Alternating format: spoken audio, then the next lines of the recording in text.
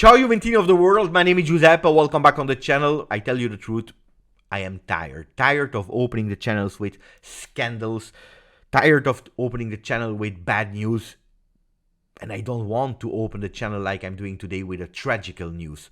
Because yesterday, the second half of Belgium-Sweden qualification for Euro 2024 never started again.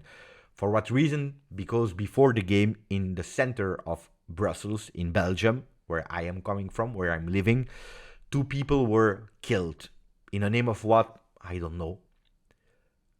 I don't want to bring in religion, politics, because I'm not aware enough to speak about that, because the channel is absolutely not about that, so I will continue not bringing in, but just a message. It should never happen that my mother is calling me in the evening just to check because she was worried. We never know, because I'm related, I'm linked to football world, that I went to the game. It should never happen that persons, fans of football that are going to an event to live their passion, that they are never going back home. So pay attention, really pay attention, because we are living in a crazy world, and my deepest condolences to the families of the person that yesterday tragically passed away. We'll speak about a lot of topics today. Antonio Conte, that regretted leaving Juve in 2014. Samardzic or Thuram. Samardzic and Thuram. We'll speak about the gambling scandal. Fagioli, possible ban. Tonali, Zaniolo, possible formation for Milan-Juve. But again, everything that will be spoken in today's video are absolutely not important, but really insignificant. And that's why we need to try to live football in a bit more relaxed way, especially if we are looking about the crazy things that are happening in the world. So let's start speaking about that gambling scandal. Yesterday I already went into detail. Not a lot of new information are about, but I wanted to give you an update about Nicolo Fagioli, because Gazzetta dello Sport is putting him in big in front of their sport page with Fagioli arriva lo stop. Fagioli, the ban is arriving. They are going towards a plea deal. We already spoke about it. The prosecutors are asking for and pushing for 1 year of ban for the Italian midfielder. On the other side, they are hoping for a 7-8 months. In one or the other case, the season is over for the midfielder. Will he be able to be there against Milan and the ban will arrive then? Will the ban arrive before that big game? We will see. But anyway, the season of Nicolo Fagioli is over. Again, he is a Juve player, and you know that I love defending the Juve players. But in these kind of cases, Juve or not Juve, people that are guilty, they need to pay for their mistakes. Whatever they did, if they are found guilty, they need to pay for their mistakes. That's what I always said. Juve, not Juve. That doesn't mean that I cannot back up a young kid of 22. Because when you're aware that you did a mistake and you're taking responsibilities for it, especially when you're an adult, that's the first step towards coming back, towards admitting, towards asking for forgiveness and to build yourself back. So maximum support for our number 21. Hopefully we'll learn for him. Hopefully the message will be sent to the kids that are still today playing football out of passion. The kids that I am training, the ones that are 8, 9 years old, that are approaching to football, so that they can live a beautiful world of football. What about the other players?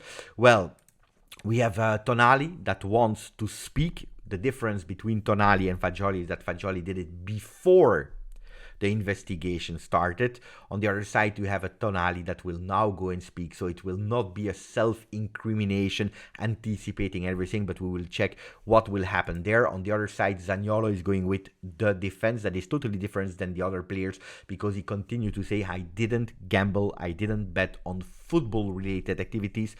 I didn't know that I was betting on illegal sites, but I was mainly doing poker and blackjack. So that's the defense of Zaniolo. Again, if true, well, he will probably have a fine. He will probably have a punishment in terms of money to pay, but he will not be banned, and that will be totally correct.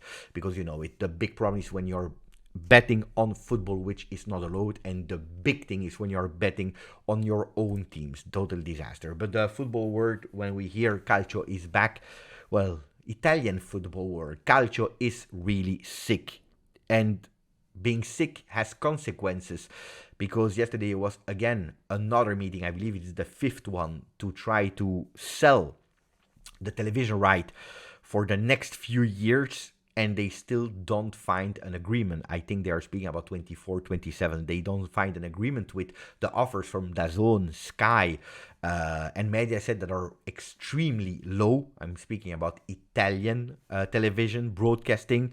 And Lega is thinking about their own channel for the future, not because they want to have the exclusivity, but because at the moment with the Italian state of football, they are not able to reach their objective. And that's the consequences. And who will pay for it? Well, probably the tifosi.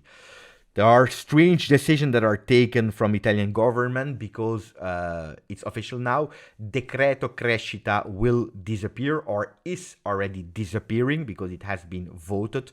What is Decreto Crescita is a few years ago a law has been inserted in Italy when you are signing a player that is playing minimal 2 years abroad in another league and is coming to you when you are paying net, let's say, 10 million euro salary, you should normally pay 20 million euro gross. So the club is paying 20 million euro in the pockets of the player, 10 million euro, with 50% of that is going towards the Italian state to the taxes. That's what is. But with that Decreto Crescita, you were paying only 50% for foreign players that were playing 2 years abroad. So if we are paying 10 million euro net to a player, 15 million euro gross is what the club is paying, which was a fantastic benefit. Was fantastic because players like, for example, Rabiot, that are earning 7 million, instead of paying him 14, you are paying him 10 million euros. So a lot of savings for the clubs, with the consequence, of course, that it was much more beneficial to go abroad to sign other players instead of going into your internal market, that is Calcio. So in a way, I can understand that there is some kind of discrimination in terms of finances, and that you are not, or that you're thinking twice before signing a player that is playing in Italy, because the taxes are absolutely not beneficial. The crazy things, and again, the disrespectful thing and the craziness of Italian football is going towards, let's cancel it and let's do it from the 1st of January 2023. So the players that has been signed in 2023, entirely 2023, they will see from 2024 all their benefits going away. That means Awea that we signed with the Decreto Crescita, well, we will have again to pay him the full taxes. That means 100% of taxes. Is it a problem for Awea? Not that much, because we signed only one player, because he doesn't have a big salary, but it's a problem for a lot of Italian clubs, because do you remember the big campaign that Milan did with Loftus-Cheek, with Pulisic? Look at Thuram and Pavard from Inter. Look at all the players from Napoli. Well, it is a problem. And again, it's a disrespectful way of cancelling things, going retroactive. I believe, again, it's not to defend Napoli, Inter, Milan, but when you did something and when you signed because you could have a benefit and suddenly they are going retroactive, taking away these benefits, well, if you're speaking about sick, crazy Italian decision in terms of football, well, I think that's another evidence, especially that it's not only football that is sick in Italy, but also non-football, just the sport that is totally crazy and sick. You know that there will be the Olympics in Italy in 2026, from the 6th until the 22nd of February 2026.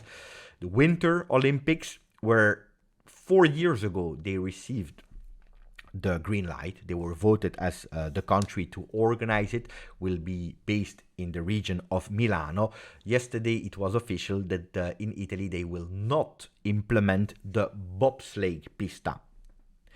Why? Because there is no money. Because they thought really about it. We start in 3 years.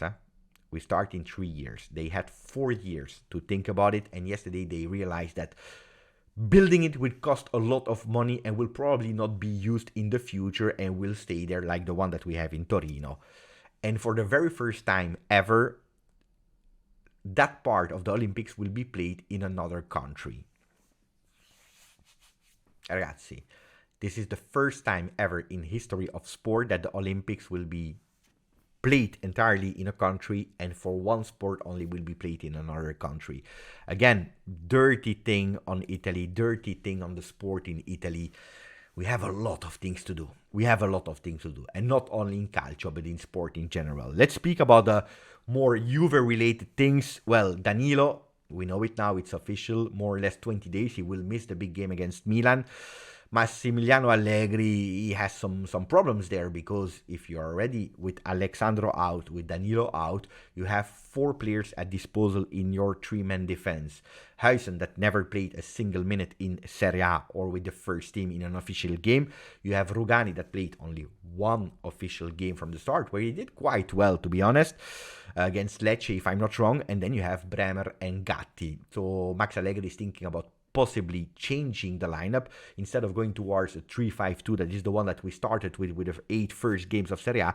Maybe even thinking about a 4-4-2 with a Cambiaso on the left side of the field, Bremer and Gatti, or Bremer and Rugani in that 2-man defense, with someone on the right side of the field that could possibly be Weah. Then going towards 4 men in the midfield with Kostic on the left, probably McKennie on the right side of the field, with 2 midfielders that could be Locatelli and Rabiot, and up front the big question mark. Why? Because yesterday Federico Chiesa didn't train. There are some news that are telling that there are some optimism that he could be there from the start. We don't know, so hopefully he can train again today. Still question mark from Dusan Vlahovic, so we don't know how our players in terms of offensive power will be available. We don't know if Ken, Vlahovic, Milik and Chiesa will be there and ready from the first minute of the game. A lot will depend on that. Can we go towards a 3-4-3? Possibly, depending on the players that we will have at disposal. And again, it will be a Max Allegri that will have to prepare his game, I believe, 2 days before. He will have to think about it from Friday on, not before, because everything can change. Today there will be England against Italy, going back to where the final was played and where Italy was able to win that Euro 2021. Today they are playing a lot, because today they are also playing their qualification to Euro 2024. Who will play today? Well, when we see the starting 11 predicted by Gazzetta dello Sport, you don't see any Juventino. Am I sad? Of course I am sad, because I want Italy to win. I want Italy to go to Euro 2024. On the other side, well, we are in times where we have so many injuries, when it's really dangerous. Look at Osimhen going in Portugal to play against Saudi Arabia with Nigeria, that will be out for 1 month. On the other side, I can trust myself, or I can console myself telling me, Beppe, you know what, if there are no Juventini that are playing, maybe that's a good news, because I don't want any other injuries. But Corriere dello Sport, if you go back to the first page, is also speaking about Antonio Conte. Vorrei allenare la Roma e il Napoli. I want to coach one day, to manage one day Roma and Napoli. Why? Because it's a guy, we know it, he's living out of passion. He already trained Juve, he already trained Inter. It's not speaking about Milan, but we know it's a passionate coach, and we remember him coaching Juve, going and celebrating with the people. So it's not that crazy that he wants to train an environment that is living out of passion. But on the other side, he's also saying, yes, it's true, now I can say it, I regretted leaving Juve in 2014. It was a moment where the small problems, I was looking at them and I was thinking that they were much bigger than they were. And when you start seeing these small things as big problems, well, it was time for me to leave, but I regret it today. So Antonio Conte, back to Juve in the future. Let me know. I know that he's a really tactician. If he's saying Napoli, it's not only because of the passion, but he knows that Garcia, not sure if he will finish the season. He knows that in Roma, Mourinho, not sure if he will finish the season. And that's why he's already strategically thinking about it. But we saw him so much close to Juve the last few days that probably is also opening the door to Juve. So let me know what you think about that. Tutto Sport is speaking about Mercato, ragazzi. Probably something that can make us smile, that can make us dream, possibly, because they're speaking about Samardzic. Samardzic, the first yes to Juve. The midfielder is dreaming of a big team. We all remember that he could have gone to Inter, and last minute it didn't happen.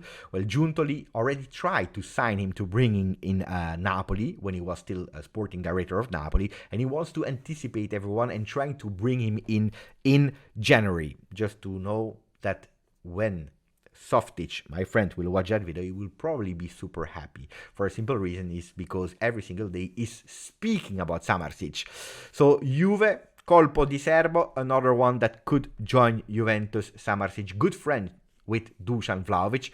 Some rumors are saying that he already called him and he told him, come to us. Apparently, he's also a good friend from Kenan Yildiz. Young player, fantastic midfielder. And the other option is Khephren Thuram, that we already spoke about it yesterday. Oh, if you tell me, Beppe, you can sign Khephren Thuram, you can sign Samardzic, especially now that there is no Decreto Crescita anymore, I don't care. One or the other, Beppe is happy, I can tell you. I would celebrate if one or the other arrive in January. We spoke a lot about Soulé. Yesterday we said it in the end of the video, but I wanted to repeat it. Sporting director of Frosinone is saying if you need him in January, you can have it. Yesterday I anticipated, do you remember, if you watched the video, that we spoke a lot about Soulé, that I would leave him in Frosinone to continue the year because I don't believe that Juventus will suddenly change formation, and I don't want to penalize the guy because he's having the moment of his life. On the other side, I spoke about Enzo Barrenechea. Ragazzi, today in Tuttosport, they are also putting the picture of Enzo Barrenechea, a kid that is doing fantastically well under the radar. There are not as many publicity or spoken about in terms of marketing that Soulé, but Barrenechea could be a player that can possibly reinforce Juventus. We know it, we will miss two players. One is Paul Pogba, one is Nicolo Fagioli. Well, ragazzi, a Barrenechea back to reinforce that midfield, maybe with a Hans Nicolosi that can go on loan to Frosinone. Why not? Why not? Anyway, that was it for me for the video. Again, we started with horrible news. We ended with dreams of Mercato. Hopefully more dreams and less drama, less horrors. That's my biggest wish. Grazie, forza, Juve.